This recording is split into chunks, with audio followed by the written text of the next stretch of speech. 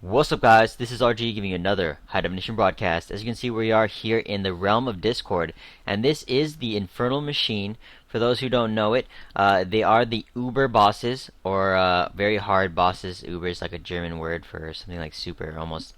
So, very hard bosses, and we are killing them in the Infernal Machine. Monster power level 10, as you can see in the top right of my screen. I am the only demon hunter in this group of 3 wizards, and they are Rovert from Rovert Gaming, who also has a YouTube channel. I'm sure you guys want to check that out, or if you have probably already seen it. 13, a friend of Mephisto's, one of my good friends here, and yes, of course, Mephisto. He is a very good level 90 Paragon wizard, critical mass wizard. Some say best in game, but you definitely want to go ahead and check that out. I am killing off the Skeleton King first. Definitely want to go ahead and kill off the Skeleton King first, as Magda does have phases, and you want to be able to kill off that Skeleton King with Magda frozen in place. As you can see, they are stun locked, and they will be stun locked to death indefinitely, as we are using 3 critical mass wizards with a rotation of Frost Nova, each person assigned the Frost Nova rotation. So that's what I wanted to show you guys. I am the only demon hunter, and I am in here for a reason. I do have the highest damage output on single target, definitely, and as you can see, I am focused in on the Skeleton King, doing a lot of damage to him. The Demon Hunter is also very adept in getting around the map, getting characters up and rezzed up. As you can see, one of my fellow comrades has died. Mephisto has died in this. So what I'm going to go ahead and do is click on that and get him up. And that is pretty much what I'm doing here, doing a lot of DPS and being able to be mobile. So next thing I wanted to show you guys is that this goes on for a very long time. As you can tell, it is Inferno Act or Inferno Act 10. It's Inferno monster power level 10. So it does take quite a long time to actually defeat these bosses. At this point, Skeleton King has already gone down, and we are downing Magda. So my job is to get all these characters up. As you can see, 2 of them have died.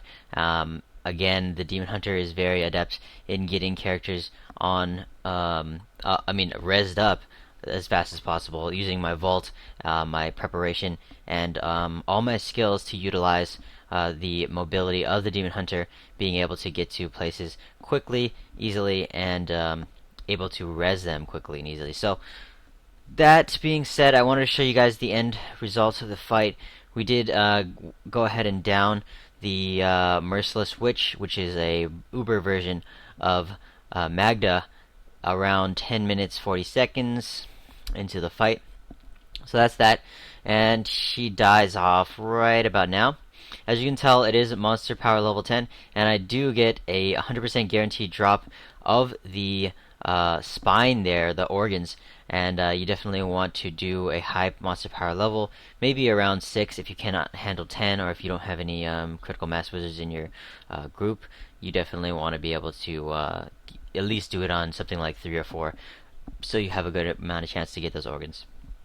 The next thing we did was we fought, we went here into the Leorix Manor to refresh our stack, so that we can get a higher stack.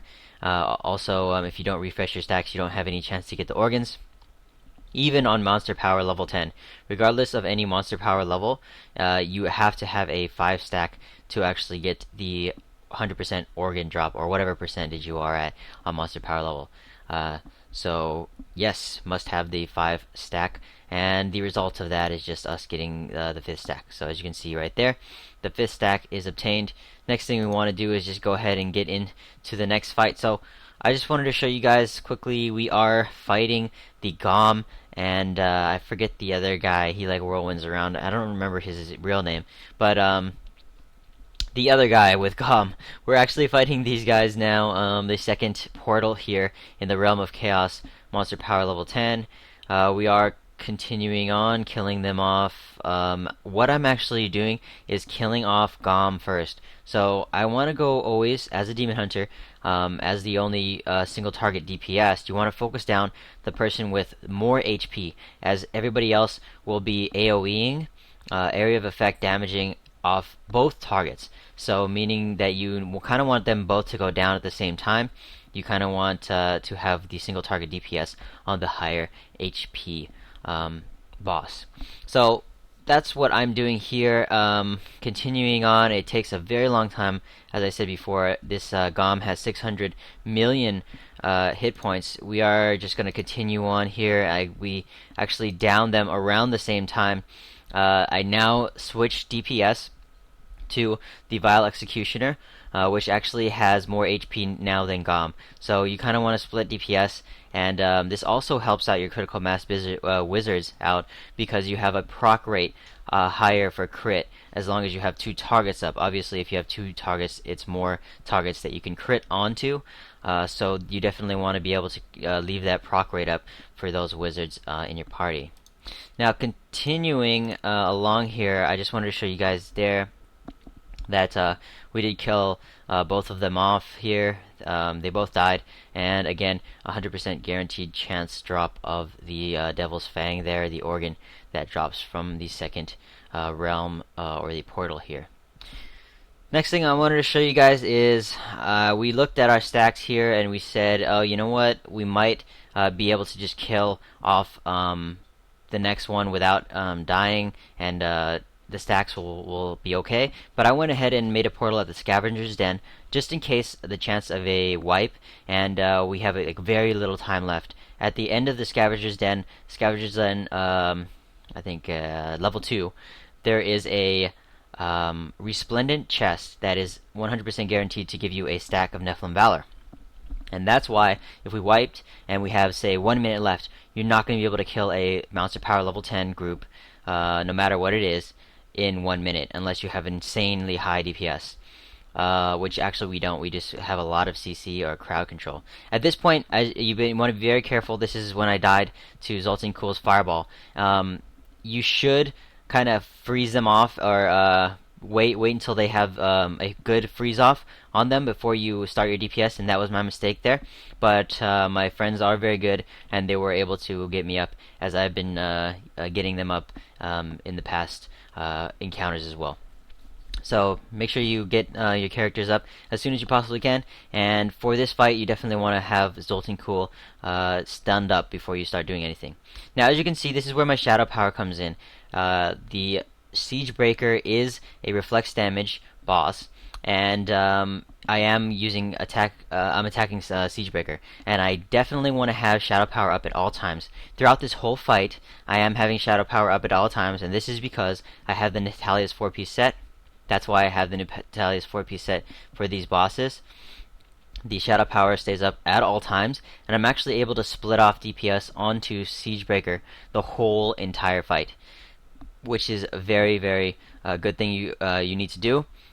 If you can have a single target DPS just stay on Siegebreaker the whole time without dying, it's a very, very important thing, because Zoltun Cool has a lot less HP than Siegebreaker. He goes down really, really quickly, and this is a good thing because Zoltun Cool is crazy with his tornadoes and his rocks that come out down the sky and his fireballs. So you definitely want to get him down, but Siegebreaker is one of those bosses that you can get a enraged timer on, as it is kind of hard to focus DPS on both of them at the same time.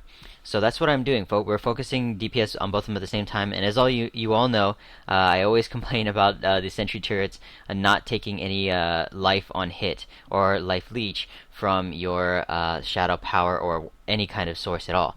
So I am doing damage to myself with these turrets here, but I am doing enough damage with my constant hail of Hungering Arrow that I'm actually able to get enough life back with my shadow power to actually compensate for the damage I'm doing to myself with sentry.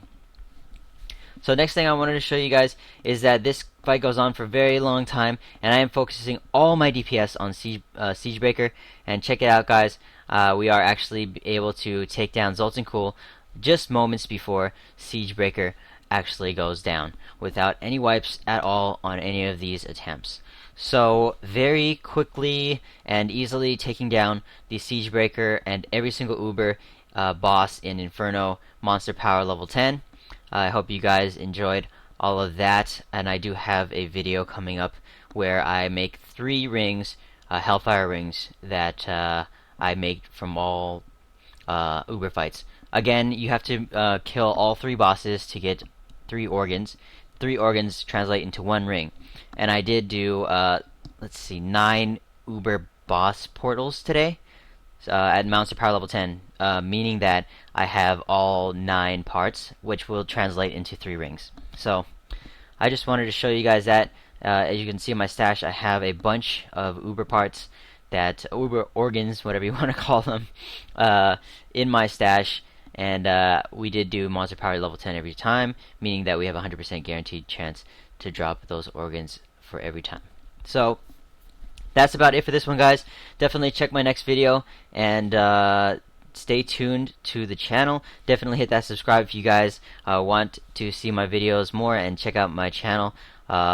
Like it if you like the video, and tell me if you guys need some more help with any of the strategies. Again, thank you to Rover, Mephisto, and 13 for coming. And as always, thanks for watching, and take it easy. Peace.